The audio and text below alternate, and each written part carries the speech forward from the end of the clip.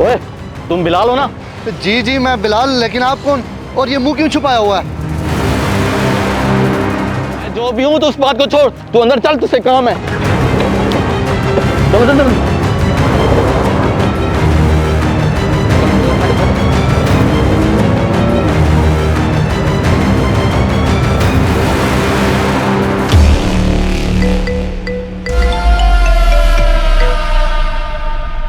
जी शाहजेब।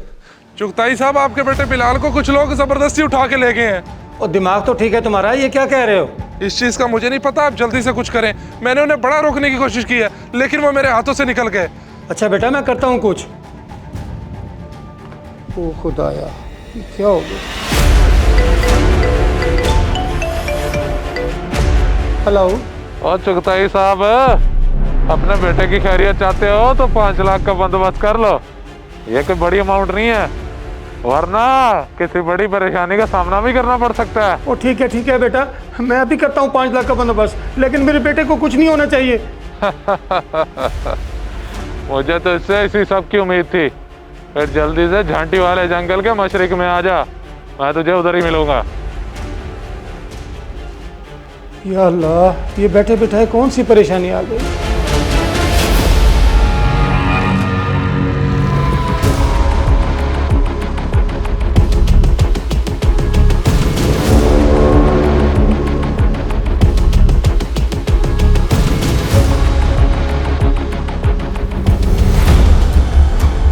और चुगताई साहब, इधर आ जाओ, इधर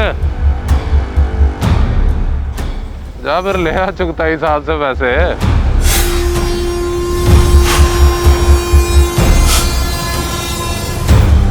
वैसे बात मानने वाली है, हराम के काम में पैसा बहुत है, लेकिन दिल मुतमईन नहीं होता, इसलिए मैं अपना चेहरा दिखाई देता हूँ। तुम पे तो मैं पुलिस केस कराऊंगा। वाह जी, बात अपने पे आई है तो जान निकल गई है। केस तो मैं आप पे भी करवा सकता हूँ। मेरे साथ कौन सा आपने इंसाफ किया है? ब्लैकमेलर हो आप। और मैं कैसे ब्लैकमेलर हूँ? अब्बा जी, ये ब्लैकमेलिंग नहीं है तो और क्या है?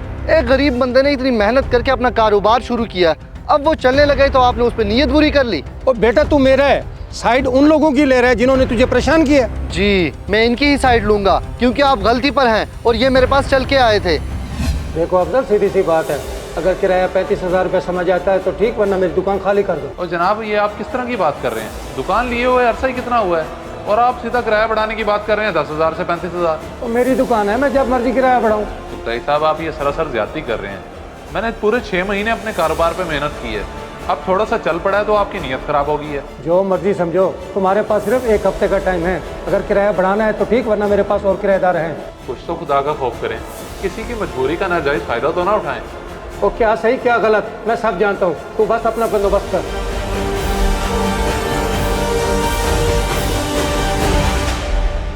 यार, ये कोई बड़ा ही ढीठ बंदा है, किसी किराएदार को सही से काम नहीं करने देता। जब देखता है कि उसका कारोबार चल पड़ा है तो किराया बढ़ाने की डिमांड कर देता है। यार, तुझे तो पता है कि मैंने अपना प्लाट बेचकर ये दुकान बनाई थी। सोचा था कि बच्चों के लिए रोजी करूंगा, मगर अब मेरे पास तो इतने पैसे ही नहीं है कि मैं कोई और दुकान किराए पे ले लूं। यार, तुझे कहीं जाने की जरूरत नहीं पड़ेगी, इसका एक इकलौता बेटा है, हम उसके जरिए इसकी अक्ल ठिकाने लगवाएंगे, बस तू मेरा साथ दे। चलो, इस चुगताई को सीधा करने की बात है तो मैं तेरे साथ हूँ। मुझे आप लोगों की बातें सुनकर बहुत शर्मिंदगी हो रही है। अब्बा जी बहुत ज्यादती कर रहे हैं आप लोगों के साथ। जी, जो बात थी हमने आपको बता दी, अब आप ही बताएं कि ऐसा क्या कर सकते हैं। इन भाई के पास एक प्लान भी है उनको सुधारने के लिए। जी, प्लान ये है कि आप उनके इकलौते बेटे हैं, इसलिए मेरी बात गौर से सुने।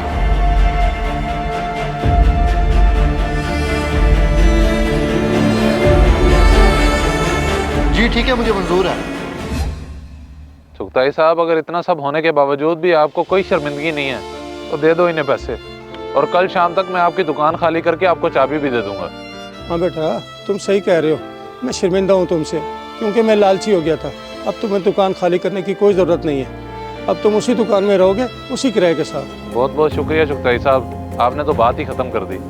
बल्कि शुक्रिया तो आपके बेटे का बनता है जो आपको राह रास्त पे लाया है। बहुत शुक्रिया बिलाल भाई। इस वीडियो को सदका जारिया समझकर ज़रूर शेयर करें, हो सकता है आपका एक शेयर किसी की ज़िंदगी बदल दे।